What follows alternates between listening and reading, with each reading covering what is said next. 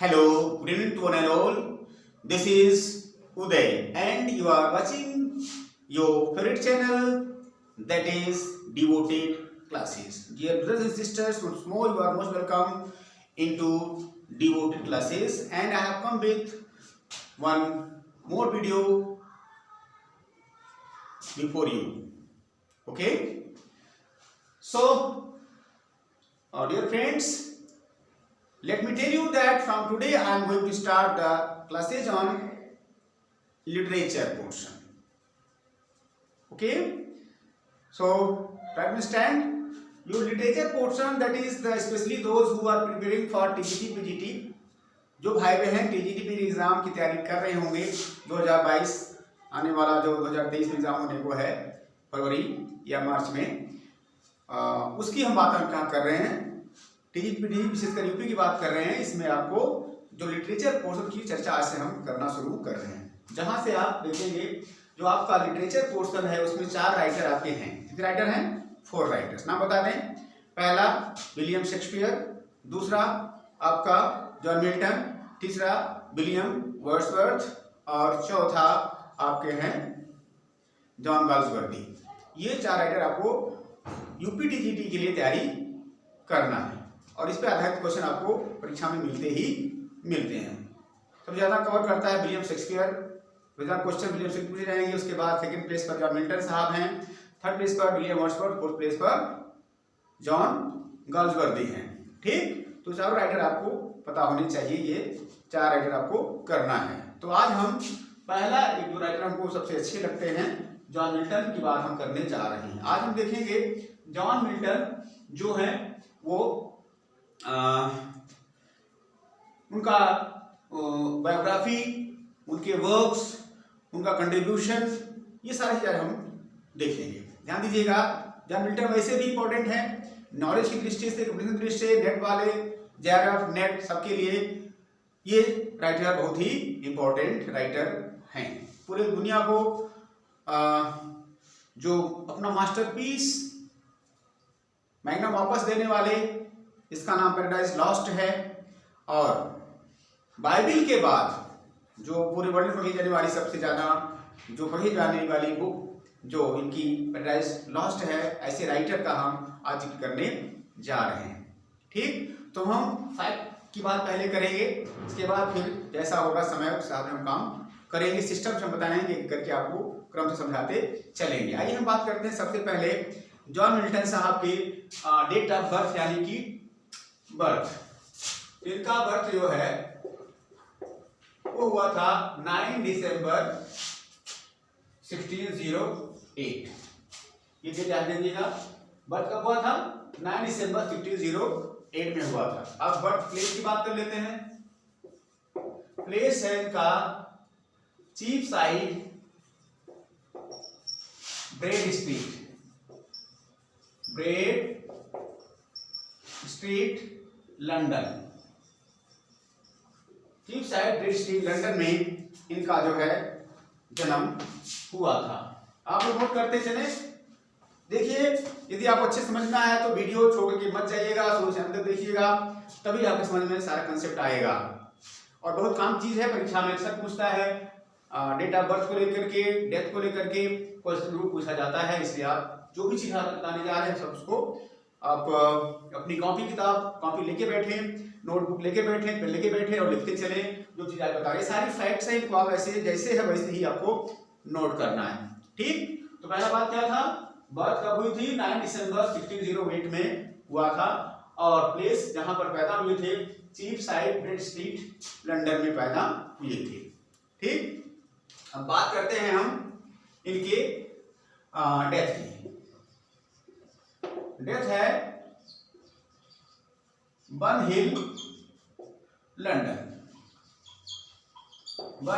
में इनकी डेथ हुई थी। कास्ट क्या था मौत का इनके? CAU। इनका कास्ट था डेथ की क्या था? बता दें इनको गाउट हो गया था, GOUT, गठिया रोग इनको हो गया था। कुछ लोग कहते हैं भाई TB हो गया था। जो हमने पढ़ा है विशेषकर आपके डॉक्टर रंजीत सर हैं, और हमारे मिलियन माइंड्स वाले, है ना, ये सब की मतलब आधार पर हम बता रहे हैं गाउट की वजह से इनकी मौत हुई थी, है ना। अच्छा, एक चीज और, इनको कहा क्या जाता है, कई नाम इनको दिया गया, इनको दिया गया ब्लाइंड पोएट, कुछ लोग कहते हैं लेडी ऑफ क्राइस्ट इनको कहा जाता है, ठीक। और पहली बात कहा जाता क्या होगा, गाउट, है ना। इसके बाद दफन कहाँ किया गया, ही बरीड, इनको बरीड किया गया था Saint Guy's church, Cripplegate एक जो पड़ोस का डिस्ट्रिक्ट था, पड़ोस का शहर था, वहां पर इनका गाइस चर्च क्रिपल गेट पड़ोस में हुआ था, जो कि ये भी लंदन में ही है। समझ आया, क्लियर। आपको कितने फैक्ट मिले, सबसे पहले बर्थ कब हुई, 9 दिसंबर 1608 में, जब कहां पैदा हुई, chief side bridge street London में पैदा हुई। डेथ कहां हुई, बर्नहिल लंदन में हुई। मरने का कारण क्या था, गाउट की वजह से ये मरे हुए थे, ठीक। और दूसरी बात, बरीड यानी दफनाया कहां गया, सेंट गाइस चर्च जो है, चर्च ट्रिपल गेट लंदन में इनका जो है इनको बरीड किया गया, यानी दफनाया गया था। क्लियर, इतनी बात समझ आ गई होगी। अब इसके बाद बात करते हैं इनके हम फादर की। इनके जो फादर हैं, इनका नाम जॉन मिल्टन है। अब चाहे तो इसको चाहे जॉन मिल्टन सीनियर आप कह सकते हैं, जैसा मतलब सीनियर, जॉन मिल्टन सीनियर। ध्यान दीजिएगा, जितने भी हमारे टीजीटी में लगे हुए राइटर हैं, कितने राइटर हैं, 4 राइटर्स हैं। इस चारों राइटर्स के जो फादर का नेम है सबका जॉन है, यानी जॉन शेक्सपियर के पिता का नाम क्या है, जॉन शेक्सपियर। विलियम वर्ड्सवर्थ के पिता का नाम क्या है, जॉन वर्ड्सवर्थ। और हमारे मिल्टन साहब के पिता क्या नाम है, पिता का नाम है जॉन मिल्टन। और हमारे जॉन गाल्सवर्दी के पिता का नाम है, उनका भी नाम है जॉन गाल्सवर्दी। ध्यान दीजिएगा, सबका नाम जॉन है। अब इसके बाद फादर की बात हो गई यहाँ किसके, जॉन मिल्टन की। अच्छा, ये क्या थे, इनका प्रोफेशन क्या था, इनके पिताजी का, इनका प्रोफेशन था स्क्रीवनर थे, SCRIVENOR,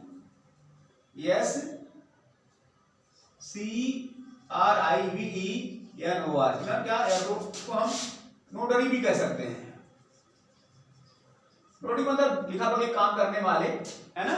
और ये म्यूजिशियन भी थे, ये म्यूजिशियन भी थे। इनका जो कहते हैं मिल्टन की आवाज भी बहुत अच्छी थी, ये गायन की जो क्षमता थी, जो गायन की स्किल थी, वो इनके पिताजी से प्राप्त हुई थी। किसको, जॉन मिल्टन को, ठीक। और अब बात करते हैं माता की, पहले नोट करिए फिर आगे बात करते हैं। सो नोट डाउन, ओके, ठीक है, नोट कर लिए होंगे। अब बात करते हैं हम इनके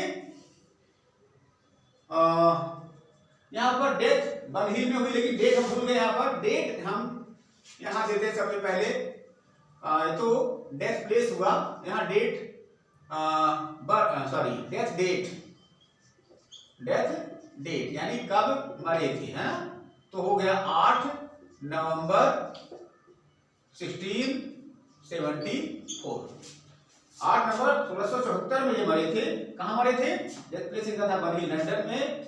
और वो किससे मरे थे, गाउट से ये मरे थे, ठीक। ये हम भूल गए थे, यहाँ पर डेथ डेट लिख लीजिएगा, 8 नवंबर 1674 में ये मरे थे। क्लियर, ये फैक्ट आपने लिख लिया होगा। चलिए एक बार फिर से हम नोट करते हैं, फिर से रिवाइज करते हैं। सबसे पहले बर्थ हुआ कब, 9 दिसंबर 1608 में। बर्थ प्लेस कहाँ है, chief side bridge street London में है। डेथ डेट क्या है, 8 नवंबर 1674 है। और डेथ प्लेस कहाँ है, बर्नहिल लंदन में है। इनको दफनाया कहाँ गया, इनको दफनाया गया Saint Guy's church Cripplegate London. और इनको मरने का काज क्या था, क्यों मरे थे, किस वजह से मरे थे, ये था गाउट बीमारी होती है, गठिया का रोग, इस वजह से मरे थे। पिता का नाम जॉन मिल्टन, और ये क्या थे प्रोफेशन से, स्क्रीवर थे, नोटरी थे और म्यूजिशियन थे, ठीक। अब बात करते हैं इनके माताजी की।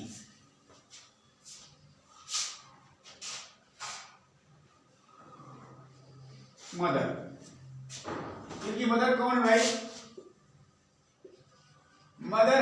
सारा जेफ्रे, सारा जेफ्रे, JEOFFREY, सारा SARAJEOFFR, सारा जेफ्री इनकी माता जी का नाम है। कैसी थी ये? She was a very nice lady, बहुत ही सभ्य और सुसंस्कृत ये महिला थी, इनकी माता जी। ठीक, ये हुआ इनकी माता की बात। अब बात करते हैं इनका किसकी, हाँ एज, मिल्टन का एज भाई क्या है, ध्यान देना है।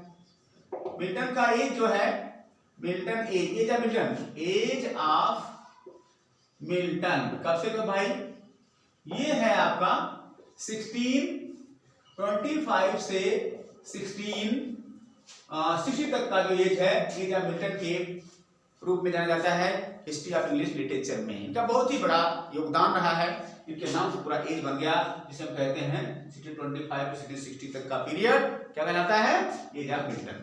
और ध्यान दीजिए ये प्योरिटन थे, क्या थे, प्योरिटन। इनका जो फेथ क्या था, प्योरिटन। अब कहेंगे प्योरिटन क्या है, अब लोग कहेंगे कि ये प्योरिटन क्या है। प्योरिटन का मतलब है कि जो who were against the Roman Catholic church और they wanted just reformation in the church, they were known as puritan. Actually this is part of reformation, okay. Reformation का एक पार्ट है जो ब्रांच है, इसमें जो है धर्म सुधार की बात ये करते हैं। प्योरिटन में इनका फिर क्या था, प्योरिटन। ठीक, ध्यान दीजिएगा इनके जो दादाजी थे, किसके, जॉन मिल्टन के, उनका नाम था रिचर्ड मिल्टन। क्या नाम था, रिचर्ड मिल्टन। ठीक, दादाजी का नाम रिचर्ड मिल्टन, पिताजी का नाम जॉन मिल्टन। तो जो रिचर्ड मिल्टन थे वो जो रोमन कैथोलिक थे, और इनके पिताजी जॉन मिल्टन के वो प्रोटेस्टेंट थे। और प्रोटेस्टेंट की वजह सीनियर जो मिल्टन थे वो क्या थे, प्रोटेस्टेंट थे। और प्रोटेस्टेंट क्या होते हैं, वो आप ये जो रोमन कैथोलिक चर्च के विरोध में होते हैं, उसका असर किस पे पड़ा, मिल्टन पर पड़ा, इसलिए क्या हुई, मिल्टन। बात समझ में आ गई होगी, ये था। अब बात आई कि मिल्टन जो भाई बहन की बात करते हैं, तो सिबलिंग्स के रूप में इनके पास ये 3 भाई बहन थे। पहले प्लेस पर एनी बेटी थी, दूसरे प्लेस पर खुद जॉन मिल्टन थे, और तीसरे प्लेस पर आपके क्राइस्टोफर थे। ठीक, 3 बच्चों में से सेकेंड प्लेस किसका था, मिल्टन का था, सेकेंड चाइल्ड लिख सकते हैं यहाँ पर, सेकेंड सर्वाइविंग चाइल्ड, दूसरे प्लेस पर जॉन मिल्टन साहब थे। ठीक, ये था आपका इनका माता का नाम, पिता का नाम, और इनका सिबलिंग्स कौन थे, ये सब मैंने आपको बताया। अब बात करते हैं हम इनके एजुकेशन की। किसकी बात करते हैं, एजुकेशन की।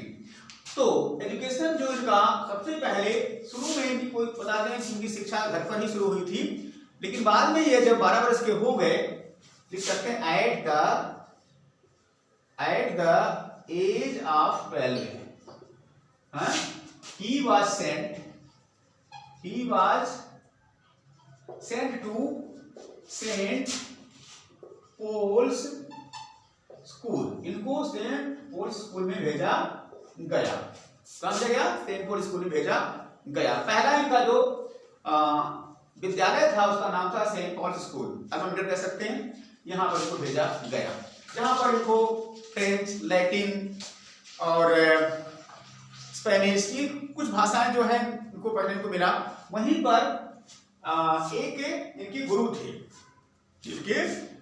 थे जो टॉमस एंग,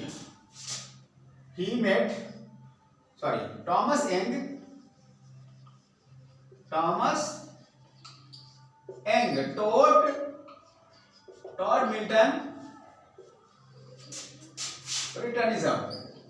प्योरिटन फेथ के बारे में जानकारी किसने दिया, इनको दिया टॉमस एंग ने, जो इनके गुरु थे। किसके, जॉन मिल्टन के। जब ये सेंट पॉल्स कॉलेज में गए, वहां पर ये कब गए थे, एट एज ऑफ 12 इन 1620 में अप्रॉक्स डेट है, कोई पूरी एग्जैक्ट डेट नहीं है, लगभग 1620 में ये वहां पर गए। ठीक, इसके बाद वापस आए हैं 1625 में। तो 1625 में ये गए हैं, नोट करते चलिए, नोट कर लीजिए, ठीक है। एक बार समाप्त करें हम। मदर इनकी सारा जाफरी थी, जो कि बहुत अच्छी महिला थी, धार्मिक महिला थी। एज ऑफ ब्रिटन 1625 से लेकर 1660 के बीच में जाना जाता है। फेथ इनका ब्रिटन था। सेकेंड सर्वाइविंग चाइल्ड थे किसके, अपने माता पिता के 3 सिबलिंग्स में से सेकेंड प्लेस पर जॉन मिल्टन साहब थे। इसके बाद एट द एज ऑफ 12, बात करते हैं एजुकेशन की, तो 12 वर्ष की अवस्था में इनको भेजा गया कहाँ, सेंट पॉल्स स्कूल भेजा गया, और जहां पर 1620 में इनको भेजा गया सेंट पॉल्स स्कूल में। 1620 में जॉन मिल्टन साहब को भेजा गया, और वहां पर इनको प्यूरिटन फेथ में शिक्षित किया, किन्होंने, टॉमस इंग ने किया। समझ गए हो इतना। अब इसके बाद हम बात करते हैं इन 1625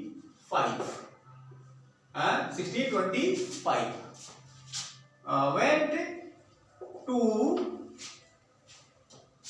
Christ College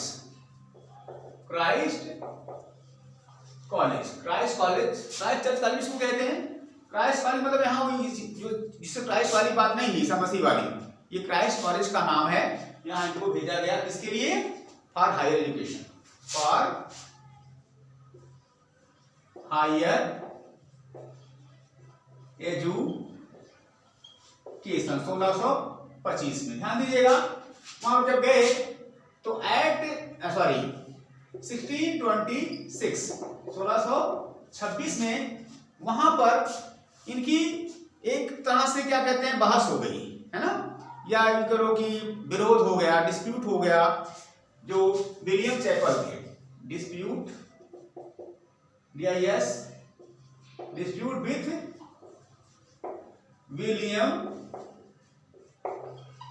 विलियम चैपल, इनके जो गुरु थे, विलियम चैपल इनके गुरु थे।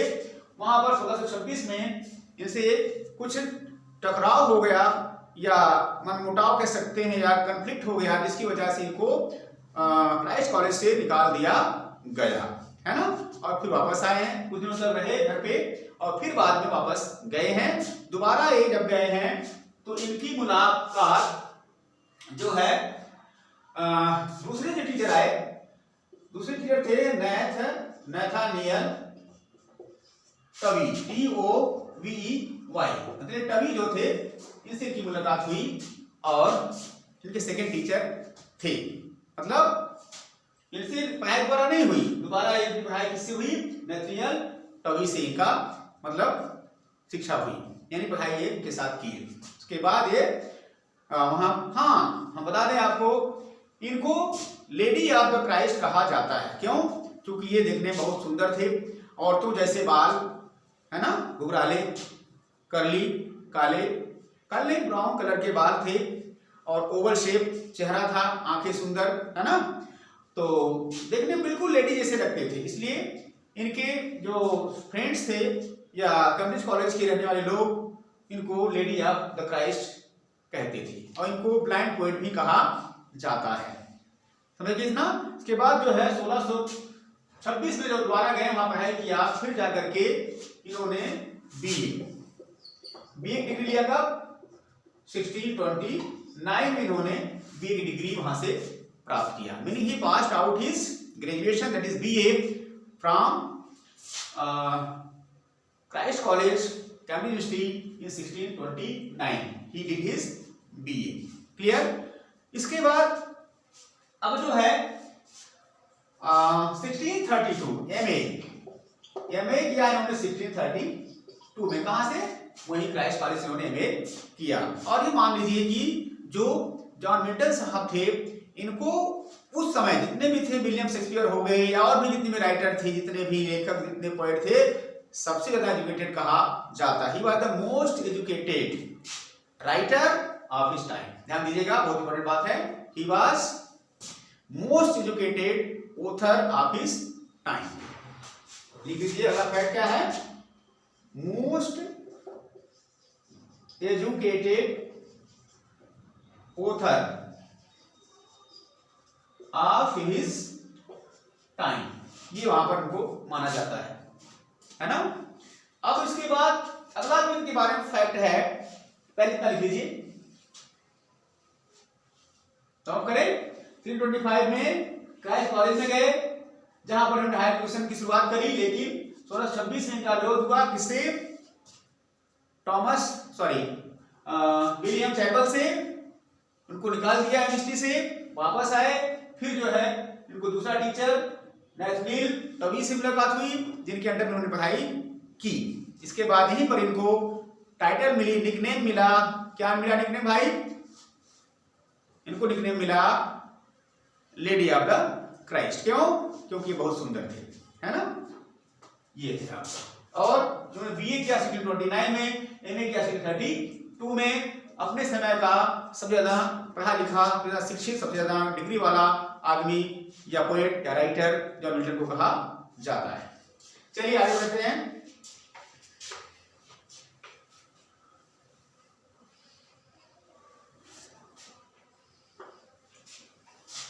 अब देखिए, बात करते हैं इनकी मैरिज की।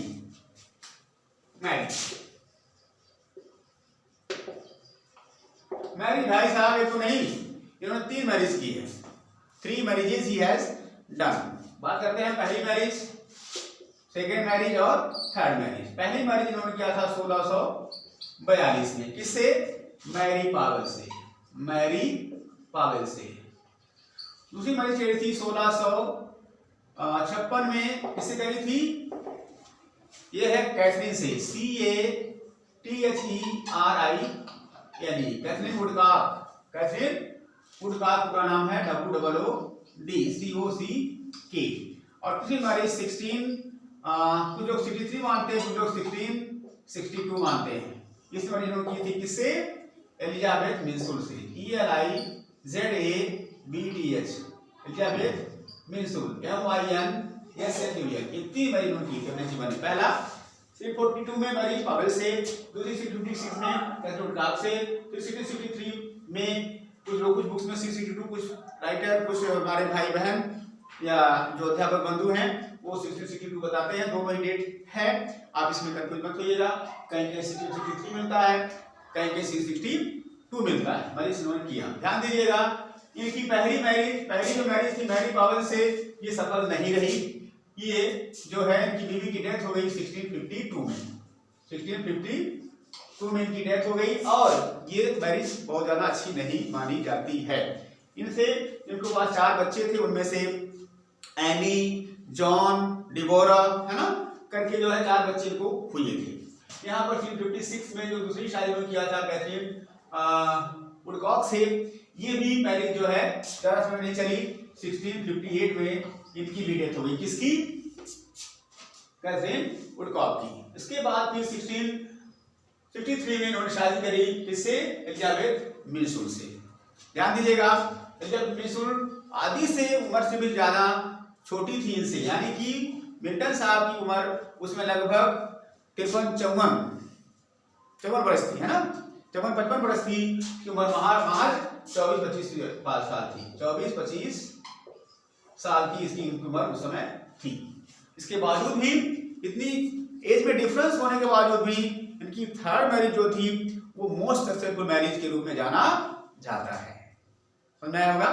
तो जॉन मिल्टन की जो थर्ड मैरिज थी सबसे ज्यादा सफल रही, और अंत तक इन्होंने उसका साथ दिया। हालांकि इसे कोई बच्चा पैदा नहीं हुआ, लेकिन रही बात सहयोग का, इन्होंने पूरा सहयोग इनको किया।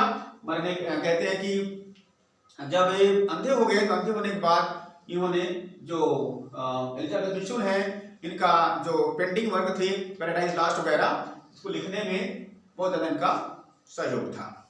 ठीक, इतनी बात समझ में आ गई होगी। ये था इनकी मैरिज की बात। चलिए आगे बढ़ते हैं। अब हम बात करेंगे इनके वर्क की, इनके रचनाओं की बात हम करेंगे। रचनाएं क्या है, चलिए हम डिस्कस करते हैं एक करके। इतना पहले नोट करिए। चलिए ठीक है।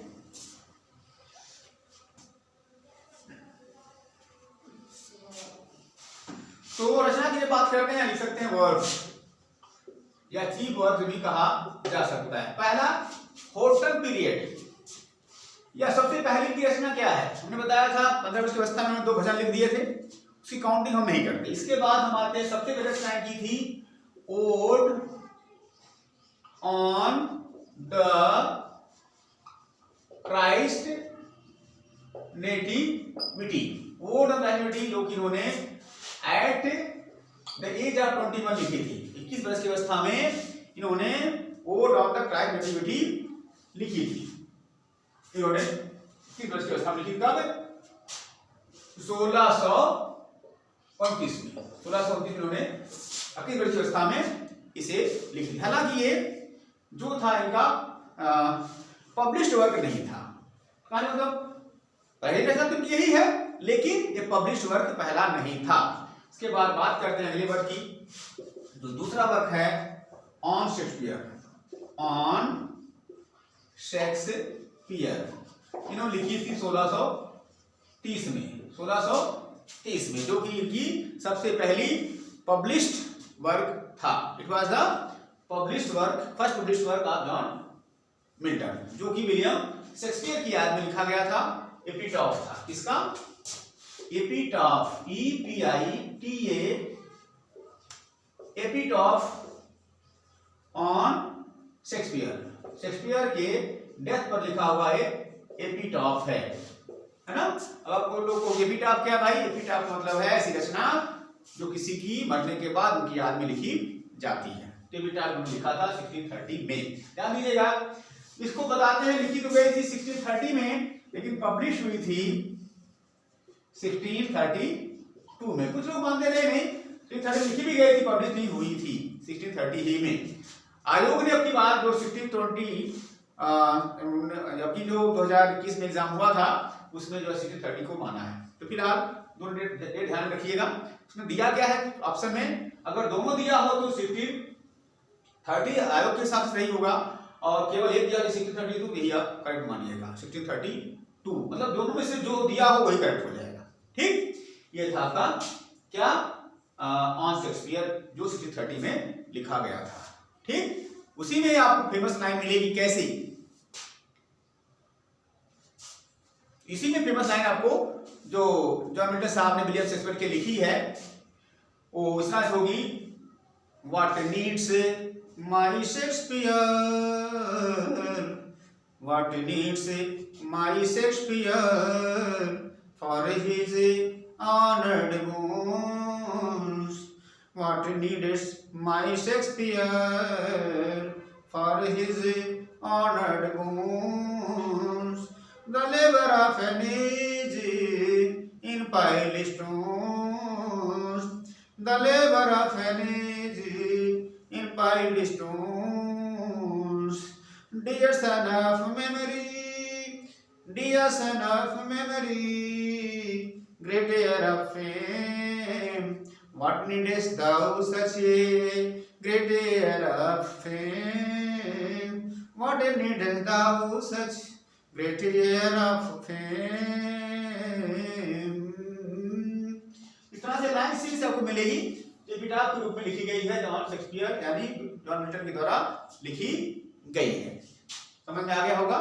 ये है। हालांकि इसका हम कभी आपको अलग से पढ़ाएंगे, जब ऑन शेक्सपियर अच्छे से हम लाइन बाय लाइन अच्छे से समझाएंगे। माने ये लाइन इन्हीं में से ली गई है।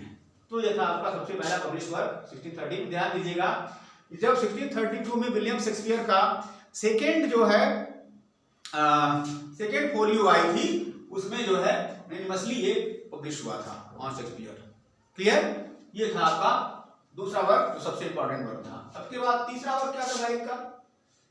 1632 से लेके 1637 तक का पीरियड, ये 5 वर्ष का समय इनका कहा जाता है होर्टन पीरियड। होर्टन पीरियड यानी होर्टन एज भी कहा जा सकता है। इस समय ये जॉन मिल्टन साहब घर आ गए थे। वो घर पर रह के ही 5 साल गहन अध्ययन उन्होंने किया था, और कहते हैं इनको हिब्रू, आपका लैटिन, फ्रेंच, जर्मन, इटालियन, ये सारी लैंग्वेज का इनको ज्ञान था। इसीलिए खुद स्टडी इन्होंने किया था, बहुत ज्यादा स्टडी करते थे, और बहुत सारे लैंग्वेज को ज्ञान हो गया।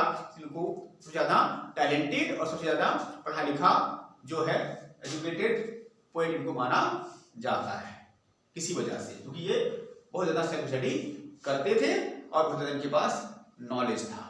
ठीक, 1632 1637 का पीरियड क्या कहलाता है? ये कहलाता है आपका हॉटन पीरियड। इसमें क्या थे, शुरुआती की रचनाएं की थी 1632 में, 1632 बताते हैं आर्केड आया, और 1634 में इनका दूसरा, ये आर्केड क्या है, आर्केड से एक मास्क है, MASQE। अब मास्क क्या है तो भाई अलग समझाएंगे सामने। मास्क 1630 में आया, दूसरा मास्क आया 1634 में, जिसका नाम था कॉमस, COMUS, कॉमस आया 1634 में। ठीक, इसके बाद आपकी ट्विन पोएम्स आती हैं। ट्विन पोएम्स कौन सी, ट्विन पोएम्स में आता है एल अलीगरो। क्या है,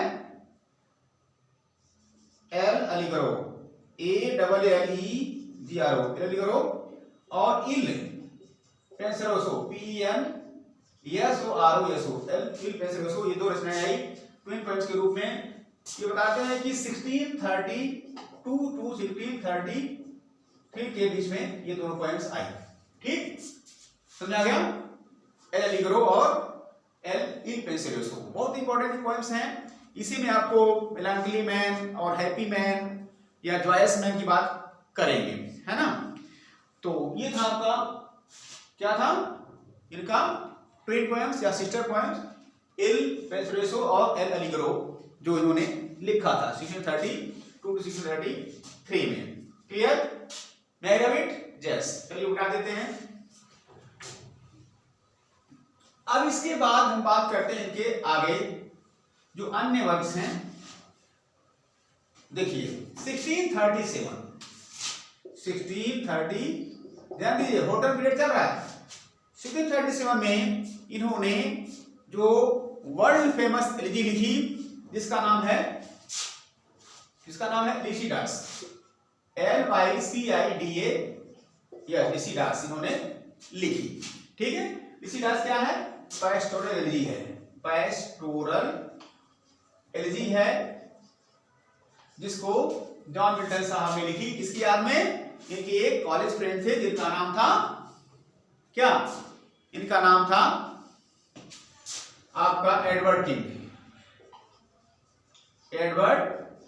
किंग की याद में ये इन्होंने एलिजी लिखी 1637 में। ठीक, इसके बाद बताते हैं एक साल बाद 1639 में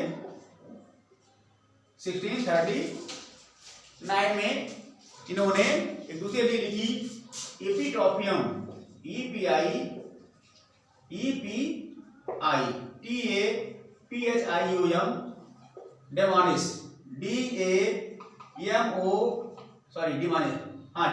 DAMONIS, दूसरी एलिजी लिखी 1639 में, किसकी याद में, चार्ल्स डिओडटी की याद में, चार्ल्स डिओडटी की याद, DIODATTI की याद में उन्होंने दूसरी एलिजी लिखी थी 1639 में। ठीक, इसको आप लोग नोट करें अच्छे से, 1 minute.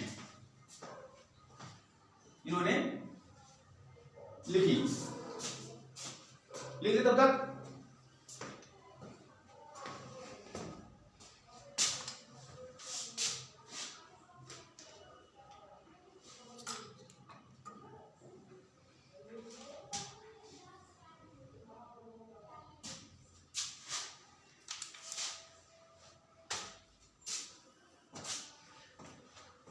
Okay, welcome back.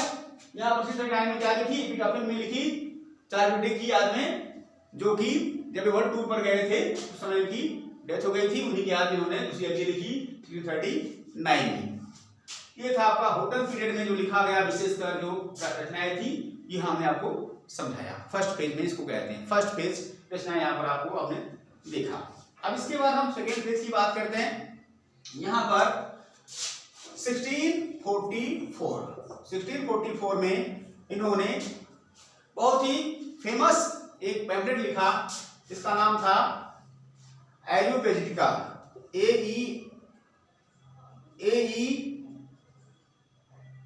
एरियोपेजिटिका, PAGITICA,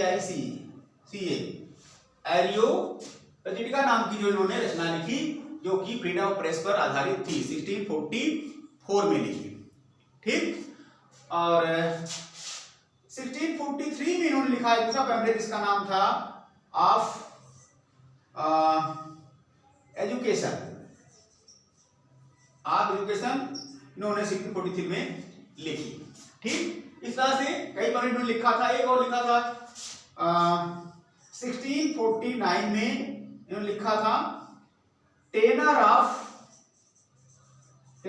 Kings and magistrates, GISTRATES, tenure of kings and magistrates नाम इन्होंने जो है 1649 में जो है पैम्फलेट लिखा है ना, जिसमें आप इन्होंने किंग जो चार्ल्स फर्स्ट थे उनका इन्होंने विरोध किया था, उनको हटाने में, उनको मतलब हत्या करवाने में इनका बहुत बड़ा हाथ था, बहुत बड़ा योगदान था, इस तरह उन्होंने लिखा था। ठीक है, इसके अलावा कम से कम 10 बार इन्होंने पैम्फलेट लिखा है। ये पैम्फलेटियर के रूप में जाने जाते हैं। 1649 की बात ये है। अब आगे बढ़ते हैं हम। अब हम आगे जब चलते हैं तो 1650 में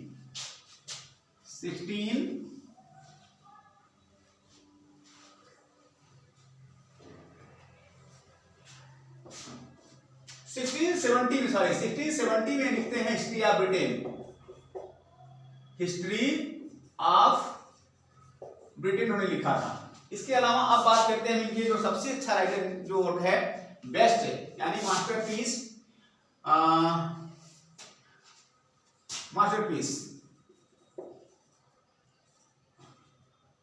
इनका क्या था, या सबसे अच्छा वर्क इनका क्या था, पैराडाइज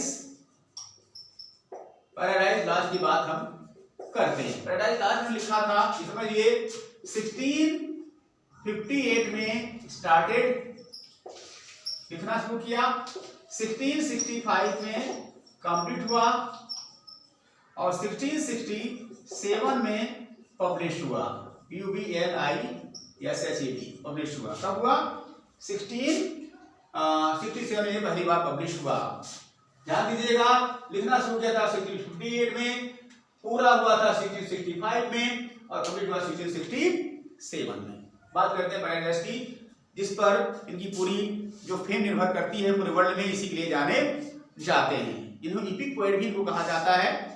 ध्यान दीजिएगा, बाइबल के बाद सबसे ज्यादा पढ़ा जाने वाला कोई अगर बुक है तो है पैराडाइज लॉस्ट, जिसको जॉन मिल्टन साहब ने लिखा 1657। ध्यान दीजिएगा, जब पहली बार पब्लिश हुआ, या लिखेंगे फर्स्ट टाइम पब्लिश। जब पहली पब्लिश हुई थी इसमें 10 बुक्स थी, 10 बुक्स इसमें थी। के बाद सेकंड एडिशन या सेकंड टाइम में पब्लिश हुई 1674 में। उस समय इसमें 12 बुक्स थी। कितनी बुक्स थी? 12 बुक्स। ध्यान दीजिएगा, 1671 में पब्लिश सेकंड एडिशन आया तो इसमें 12 बुक्स थी। इसमें से 7 और 10 बुक को स्प्लिट किया गया और इस तरह से टोटल बन गया 12 बुक्स। मतलब 7 का 2 पार्ट हुआ और 10 का 2 पार्ट हुआ। पहले से तुम्हारा 10 था, 2 और हो गया, यानी कि हो गया कुल मिला के कितना? 12 बुक्स। ठीक, पैराडाइज लॉस्ट में कुल 12 बुक्स आती हैं। ध्यान दीजिएगा, John Milton started writing paradise lost in the year 1658. He completed it in the year 1665 and ultimately first time he published it in the year 1667. And in the edition of the 1667 it had only 10 books. Later, second time when it was published, it had 12 books in the 1674 edition. At that time, the 2 books, means book number 7 and book number 10, they are split into 2 parts. So completely it became how many books? 12 books. Keep in mind, I will teach you later in detail. बाद में हम इसको अच्छे से समझेंगे। इसमें character क्या है, इनका थीम क्या है, इसका सब्जेक्ट क्या है और क्या क्या है, सब कुछ इसको हम दोबारा डिटेल में इसको आपको पढ़ाएंगे। समझ में आ गया होगा इतना? ये था जॉन मिल्टन साहब का क्या, पैराडाइज लॉस्ट की चर्चा। इसके बाद अब बात करते हैं हम 1671 में इसी पैराडाइज का सिक्वल आया जिसका नाम है पैराडाइज रिगेन आया 1671 साथ में उसी ईयर में आपको एक दूसरी बुक आई, Samson agonist, AGONIST, Samson agonist, उन्होंने 1671 में दूसरी जो है बुक लिखी, जो कि बहुत फेमस है। ये क्लासिकल ट्रेजेडी है, ठीक है। इसको जो है क्या कहते हैं, क्रोजेट ड्रामा भी कहा जाता है। किसको? को। इस सब डिटेल में बाद में आपको पढ़ाएंगे। हाँ, हम चीज भूल गए, इनका सबसे जो ट्रेजेडी वाला साल था वो 1652 था। आगे लिख सकते हैं,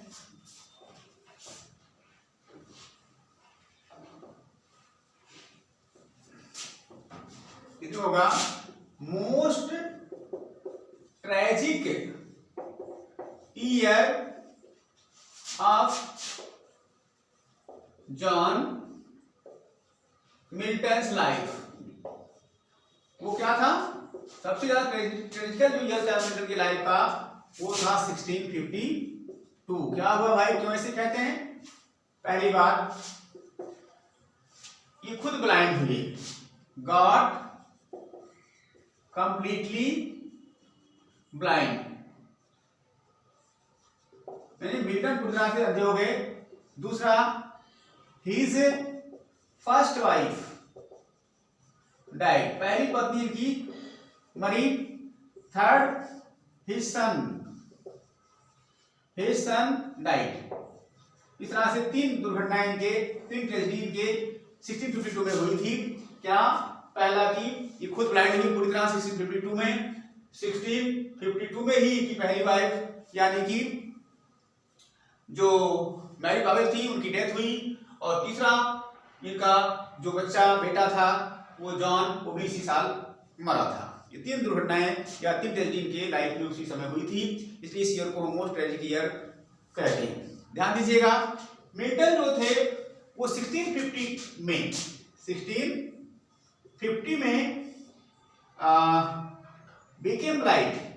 became blind of one eye, एक आंख से अंधे हो गए। कब? 1650 में। तो क्या हुआ, डॉक्टरों ने कहा कि भाई साहब आप तो बड़े पढ़ाकू हैं, इतना मत पढ़ा करिए, नहीं तो अभी तो एक आंख गई है, हो सकता है कोई ऐसा समय आए कि दूसरी आंख भी चली जाए। अब बताइए, मिल्टन साहब को समझ नहीं आया, ये पढ़ते रहे। मुश्किल से ये कभी 12 बजे पहले सोते हूँ, मैं रात 12 बजे तक जागते थे, खूब मेहनत करते, दिन भर सोते, उतना मतलब आराम नहीं करते थे, मतलब पढ़ते ही रहते। उसका बैड इफेक्ट पड़ा आइस पर, और इनको हो गया, जानते क्या हो गया? इनको हो गया ग्लूकोमा हो गया। ये बीमारी होगी ग्लूकोमा, है ना। इसकी वजह से मिल्टन जब 1652 आया, 1652 में गॉट कंप्लीटली ब्लाइंड। ध्यान दीजिएगा, एट द एज ऑफ 44, बहुत ज्यादा उम्र नहीं होती 44 की, इसी ईयर में 1652 में पूरी तरह से अंधे हो गए। ध्यान दीजिएगा, उस समय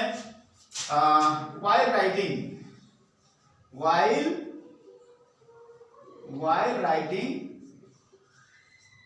defense of English people,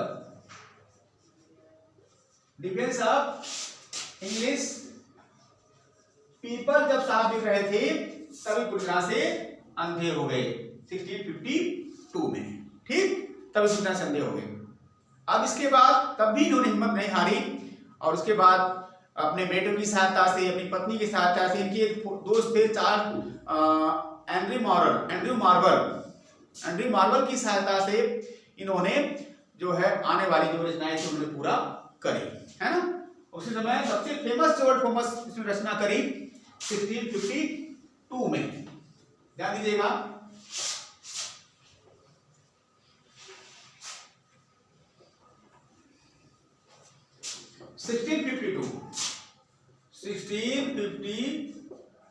composed world famous sonnet। क्या था भाई इसका sonnet का नाम? On his blindness। ये इन्होंने सबसे फेमस जो वर्ल्ड का फेमस सोनेट उस समय लिखा था 1652 में, जब पूरी तरह से अंधे हो गए। जो शुरू होता है कैसे?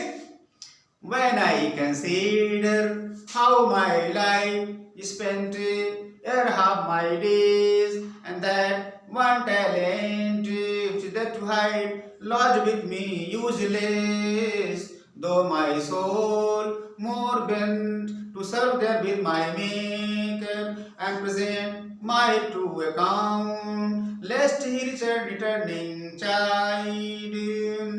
Doth God exact day labor lie denied? I fondly ask, but that murmur the person soon replied, God doth not need either man's work or his own gift, who best bear his my yoke, they serve him best. His state is kingly, and thousand at his bidding speed, and that post over land and ocean without rest. They also serve who only stand and wait. They also serve who only stand and wait. इस तरह से ये पूरी poem मैंने 14 line की जो sonnet थी मैंने बोली, इसमें जो है अंतिम लाइन जो है they also serve who stand and wait पूरे वर्ल्ड में फेमस है। इसको अलग से कभी आपको समझाएंगे में, इसकी लाइन बाय लाइन व्याख्या करेंगे, समझाएंगे, आप चिंता ना करें। हमने डिटेल वीडियो बनाना शुरू कर दिया, एक एक करके हम सारे को अच्छे से समझाएंगे, है ना। और भी इसमें फेमस लाइन इसमें मिलेगी आपको, they serve him best who best bear is my luke, they serve him best. इसका अर्थ है जो लोग अपनी विपत्तियों का सामना अपने दिमाग में अपने जीवन में आए हुए कठिन परिस्थिति का सामना बड़े हिम्मत के साथ बहुत ही साहस के साथ करते हैं, भगवान शिकायत नहीं करते, वही जो है भगवान के सबसे बड़े भक्त हैं। ये सब लाइन इसी में आएगी, है ना। बाकी हम कभी और उसको अच्छे से आपको समझाएंगे, ठीक है। इस तरह से मैंने आपको जॉन मिल्टन साहब की बायोग्राफी से संबंधित जितने भी फैक्ट्स थे, लगभग जितना मुझे जानकारी थी मैंने आपको दिया। और भी बारीकियां भी कहते हैं ना, ये मात्र एक ट्रेलर है, पूरी फिल्म बाकी है, और बहुत सारी चीजें हम आपको बताएंगे अगली वीडियो में। Fine, so that's enough for today. Hope that आपको like my video, was first video on literature that is on John Milton. भाई बहन, आज हम जो भी आपको फैक्ट्स जॉन मिल्टन के बारे में बताए हैं, ये सारी चीजें आपको एज इट इज जो का तो आपको याद कर लेना है।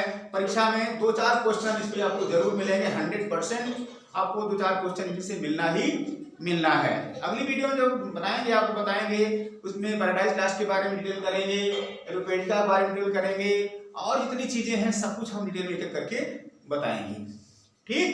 बाकी ये बाकी वीडियो जो मैंने आज बताई, जो मैंने आज जानकारी दी, आपके लिए अगर कुछ फायदा करे या कुछ आपको इससे हेल्प मिले तो I will very thankful, will very glad that at least you are getting benefited my videos. You are getting benefited from my videos. If you are getting benefited, I will be very grateful, very happy, and very nice to hear if you are just getting benefited from my videos. So nothing more to say. That's enough for today. And hope that of course you like my videos. So just like, subscribe, share and comment. If you have any problem, any queries, you can contact me. My phone number is 8953063755। इस पर आप contact कर सकते हैं। अगर कोई query है इस पर आप कांटेक्ट करें, और कोई सुधार आप चाहते हो और कुछ नया बात देना चाहते हो, कमेंट बॉक्स में उसको लिखें ताकि हम उसको इम्प्रूव करके और बेटर ढंग से अगली वीडियो में आपको प्रस्तुत करें। हमारा प्रयास है आप आने वाली जो भी कंपटीशन हो, चाहे टीजीटी इंग्लिश हो, चाहे पीजीटी इंग्लिश हो, चाहे केवीएस की हो, चाहे एमईएस की हो, चाहे डीटीपीएसबी की हो, चाहे अन्य कोई इंग्लिश संबंधी कोई कंपटीशन हो, नेट हो, जेआरएफ हो, उसमें आपकी सहायता हो, यही हमारा उद्देश्य है। आप सफलता को प्राप्त करें, यही हमारा उद्देश्य है। अभी सफलता हमारा उद्देश्य है, सफलता हमारा प्रयास है, प्रयास हमारा, सफलता आपकी। सो Now it's time to say, until I make you another video, you keep on smiling, laughing, and working hard, working harder and harder and harder, practicing more and more. Now it's time to say bye bye, see you, take care.